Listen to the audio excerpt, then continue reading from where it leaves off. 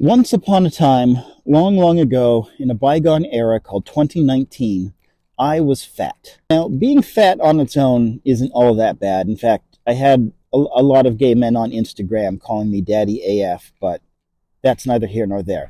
The problem was that it was super fucking up my health. Like, sleep issues, concentration, couldn't go out and do stuff. Like, I was in really bad shape. So, I decided to fix it. And I did the exercise and I did the nutrition and the dieting, and I lost like 90 pounds, I think. I gained like 20 of them back, 30 of them back, but I lost 90 pounds. The reason I'm telling you all of this is for a completely unrelated reason. It's because I learned this cool thing about nutrition. When your body eats something, you don't just directly take in that nutrient, right? Like, so if you eat a steak after a workout, you don't just go and plug a cow protein directly into your muscles to repair them. Cow protein and human protein are totally different.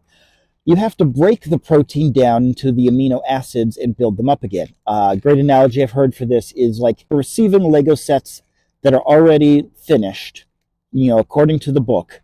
And then you have to break them down into parts and you have to build your own Lego set, your own vision out of them.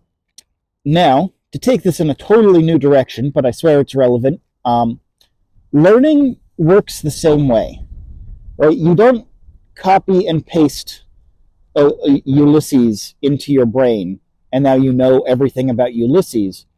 You read Ulysses and honestly remember like a tenth of it, but you make connections about what you read. You make connections to things that have happened in your own life that it reminds you of, that it puts into perspective. You make connections to other books that it is riffing off of or have riffed off of it, because that's how the literary genre works. And this is true even in very concrete fields that aren't the humanities, that aren't art.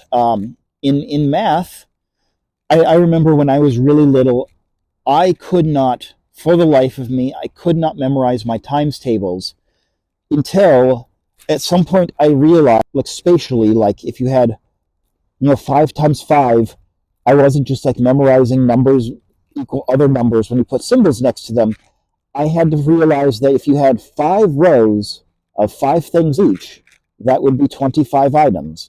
And when I started to think about them spatially and actually like what the math on paper was representing in real life, is when I could start understanding my times tables. The point I guess I'm making from all of this really weird analogies that have wandered through my brain is that when you are learning anything, you have to actually make that meaning up in your head. You have to digest information and think about it and figure it out and figure out how it can fit into your brain, because everyone's brain is going to be different.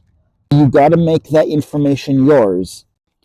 I feel like I should wrap this up into like a really salient point, but the energy drinks just left me, and so read a book. Don't cheat off your neighbor's test. Just think for yourself. Don't use ChatGPT. Take care.